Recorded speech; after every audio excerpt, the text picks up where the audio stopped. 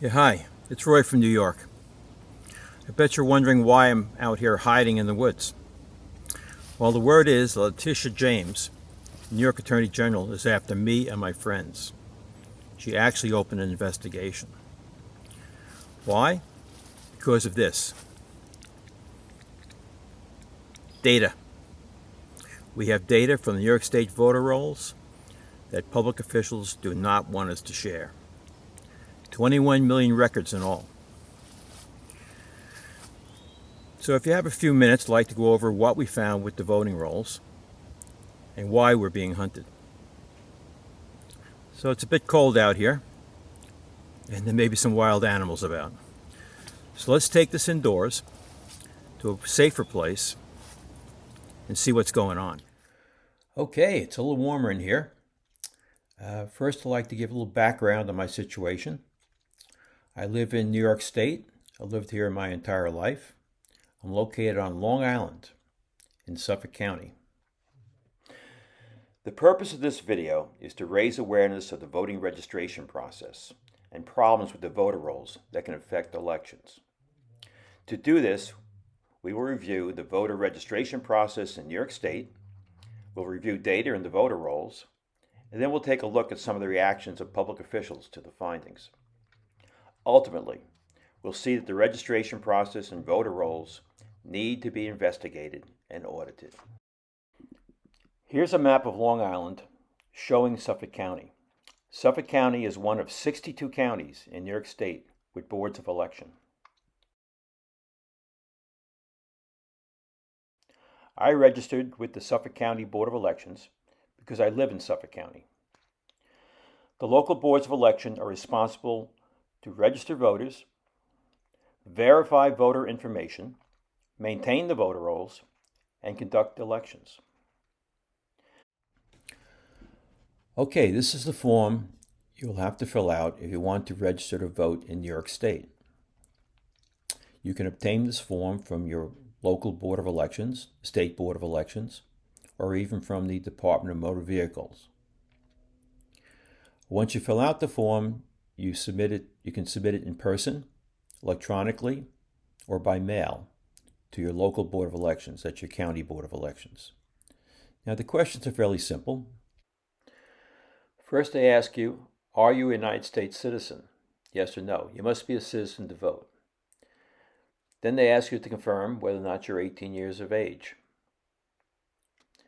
They want your name, first and last, date of birth, and then they want your address, and then another address to send your mail. Now down below, they ask you for your New York State driver's license number or non-license number, and they also ask you for the last 4 digits of your Social Security number. Now, if you do not have either of those, they will accept other verifications of identity, and that includes a valid photo ID, or current utility bill, or even a bank statement, or a paycheck. At no time during this process is proof of United States citizenship requested. In addition, an individual can use this national form to register to vote. The questions are similar to the state form. Once again, it should be noted that at no time are they asked to document their citizenship. Complicating the process, here are some of the agencies that can submit voter applications to the local boards of election. All these avenues for voter applications raises concerns about the security of the voter rolls. It is suspected that multiple voter applications from agencies like these may explain the over 1 million illegal duplicate voter identification numbers that were issued by the New York State Board of Elections. Remember, each voter should get only one state voter ID number for the life of the voter. This puts strain on the local boards of election, which are responsible to assure the validity of the information. Okay, once the voter registration application is completed, it is sent to the local Board of Elections. In my case, it's Suffolk County. It's sent either in person, electronically, or by mail. Once the local Board of Election receives the information, it enters it into the database. Each voter is assigned a New York State voter ID number and a county voter ID number. Now, each voter only gets one New York State voter ID number. However, if they move out of the county, they could receive another county number from a different county. The New York State voter ID number is like your Social Security number. It stays with you for your life. If a voter leaves the state, this voter number stays in the database, and if they come back into the state, they'll work under this and vote under this number. Once the data has been verified, it is electronically sent to the New York State Board of Elections. The New York State Board of Elections contains the data of all 62 local boards of elections. This becomes the state database, known as NICE Voter. This database contains over 21 million records. Of course, not all those records represent active voters. However, it does form the basis of the New York State voter database. It is my understanding that any changes to the state voter database involving county records or data must be approved first by the local county board of elections, in my case, Suffolk County. Okay, it's the job of the local board of elections to assure the accuracy of the voter rolls. They are supposed to do this when they review the application to vote. The things they check for are citizenship, the identity of the voter, and the residency of the voter to make sure they actually live in the county. So the question is this being done? Is it being done in Suffolk County where I live? What we do know is no one is checking for citizenship. Unfortunately, due to the legal actions being taken by the Attorney General, I have to make the following disclaimer. The opinions expressed in this presentation are my own and do not necessarily represent those of any organizations mentioned. I am not a spokesperson for those organizations. Over the course of the last year or so, my friends and I have tried to convince public officials of the need to maintain accurate voter rolls.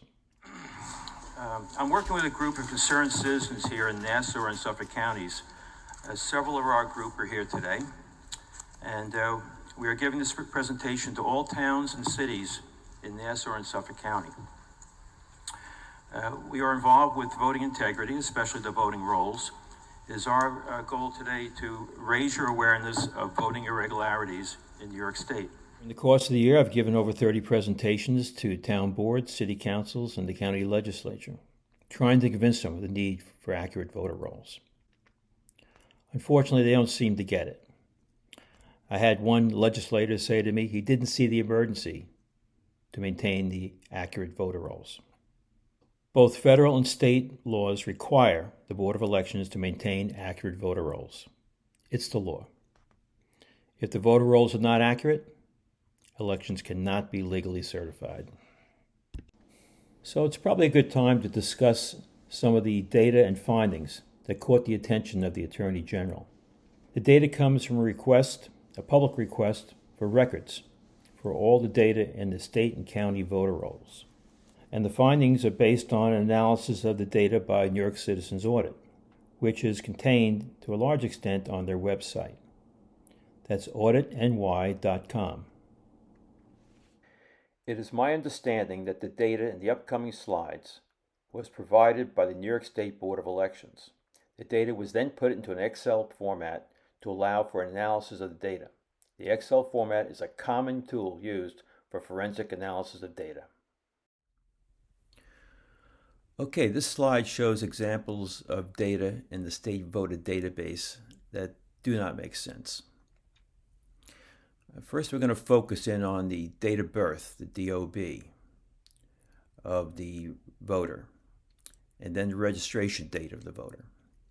Now, the first column is the county in which the voters live. As you can see, Kings County, Westchester County, Bronx County, Madison County. The second column is the voters' names, which have been truncated to protect their privacy. Now let's look at the first voter. According to the data, this voter was born on January 1st, 1850. This doesn't make sense. This means the voter was 163 years old when they voted in 2013. This is highly unlikely. The second voter was born in 1915 and registered to vote in 1915. Well, that doesn't make any sense. You can't be born and registered to vote in the same year. The third voter here was born in 1917 and registered in 1917. Once again, it makes no sense. Remember, all these are active voters. That's what the status here, the A's, mean. They're all active voters and have voted in recent elections. Further down, we see somebody who had a date of birth of 1933, and they registered to vote in 1922. Well, that's not possible, to register to vote when you weren't even born yet. So this is typical of some of the problems we see with the data and the state voter database. Okay, the data in this slide shows people with the same name and the same birth date that voted in the 2022 election. These types of findings require a closer look at the data to assure that they're actually different people. So let's take a closer look at the data before drawing any conclusions. Okay, first we're going to focus in on the names of the individuals. Now the names have been truncated to protect their privacy. And then we're going to look at their date of birth to help identify them as the same person. And then we're going to look at their voter history, when they voted and how they voted. Now the first voters, or voter as we believe it to be, has the same name and the same birth date. Same name, same birth date. Now the first voter voted in person, that's what the P stands for, in the 2022 election. And then the second voter also voted in the 2022 election, but did it with early voting, that's what the E stands for. Now the next voters, or voter, voted in Suffolk County and Nassau County. Same name, same birth date. Same name, same birth date. The first vote was cast in person, that's what the P stands for, in Suffolk County. The second vote was cast also in person, but in Nassau County. The next voters, or voter, voted in Nassau County and Suffolk County. Same name, same birth date. Same name, same birth date. Voted in the 2022 general election by absentee ballot. That's what the A stands for, absentee ballot. And then that was cast in Nassau County. Then they cast a vote in Suffolk County in person. Okay, so this same scenario repeats itself. Okay, here's more of the same. It should be noted that some of the duplicates have already been vetted by Suffolk County and found to be different people with the same name and same birth date. In any event, the rest need to be verified. Okay, this slide shows the misuse of the January 1st, 1900 birth date in the state voter rolls. A birth date of January 1st, 1900 would make the voters over 120 years old, and this is unlikely. The Board of Elections claims to have used this birth date because they did not actually know the birth date of the voter. Now, they've had 20, 30, 40, 50, 60 years to figure out the date of birth of the voters, and they have not done so. This type of misinformation can lead to fraud and misidentification of the voters themselves. It needs to be looked at. It needs to be corrected. Here we see data that adds confusion to the Suffolk County database. Here we see a voter who last voted on January 1st, 1800, yet did not register to vote until 1996. This would mean that the person voted 196 years before they registered to vote. Same situation here. Last vote in the 1800s, did not register until 1992. This is obviously wrong. It should be looked at and corrected. Here we see perhaps the most disturbing data presented by New York Citizens Audit.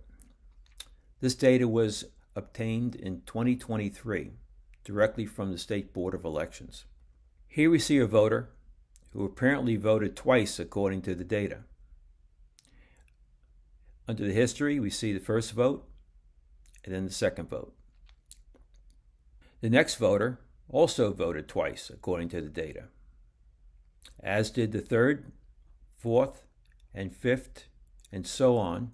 They all voted more than once. In all, there were 226,000 double votes, according to the New York State Voter Database. Now, data that was obtained in 2021 only showed 109 double votes. So sometime between 2021 and 2023, close to 226,000 double votes were added to the voter rolls. That's 226,000 extra votes. So the question is, who did that, why they did it, and how did they do it? This was all done after certification of the 2020 general election. This needs to be investigated. So that's just a small sampling of the data. All the findings were given directly to New York State Board of Elections in hopes they would take some action. Unfortunately, they did not seem to take the findings well. In the New York State Board of Elections Commissioners meeting in 2023, they expressed their displeasure with the people meddling in their business. Okay, another disclaimer. It's been suggested that I not show the following clips, since they may hinder New York Citizens Audit's efforts to get a meeting with the New York State Board of Elections. As presented, the clips highlight the comments of certain public officials. As an independent, the decision to show these clips is mine. I urge members of the board to arrange a meeting with New York Citizens Audit and listen to their concerns. Here's a few clips from two of the meetings. I'm sorry, Kathleen, who is that? The New York Citizens Audit Group. And who are they? They're a group that believe there to be some problems with the New York voter database and have made lengthy, misleading, and erroneous claims about how people are registered in the NYSE voter based on data that they have analyzed. But as has been the case with their first report and with this follow-up, they have not allowed anyone to see the data and any manipulations they've done with it to come up with their conclusions. So we want to put out information that gives factual information about how NYSE voter operates, how the counties register voters, to dispel any claims that they're making. And that, but I agree with you that in reading what New York Citizens Audit wrote, that either they are ignorant of the system or are maliciously twisting data in order to support conclusions that are not warranted. Side of the story as well. I think more significantly, they've been going to municipal boards and asking for resolutions. Oh, they have? Annual audit. Yeah. Oh, they have. Yes, they've been going to town board meetings, and they have a sample resolution on their website. And what's that resolution say? That they're asking for a full end-to-end audit of. Is that what they're requesting if somebody come in to do an audit? Yeah, what is their stated purpose? What is their stated purpose? To make us look bad. Citizens group is what again? New York Citizens Audit. Okay. So they're still meeting with local, like, county legislators, Correct. people like that. Town right? boards, things Town like that. boards, and they're convincing some. So, have you ever met with with this group? No. Itself? Have they ever asked to meet with us to discuss their concerns? Not to my knowledge. These people are fringe crazy. Mm-hmm. So now you see firsthand what we are dealing with. The New York State Board of Elections has obviously been caught with their pants down and are trying to cover. They never expected anyone to analyze the 21 million records and discover the problems. Maintaining accurate voter rolls is their job, and not doing so is a violation of law. In the meantime, I'll be hiding out in the woods, avoiding Letitia James and her subpoenas.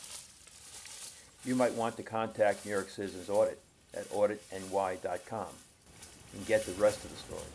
And remember, I am not a spokesperson for New York Citizens Audit, and any opinions expressed are my own. God bless all.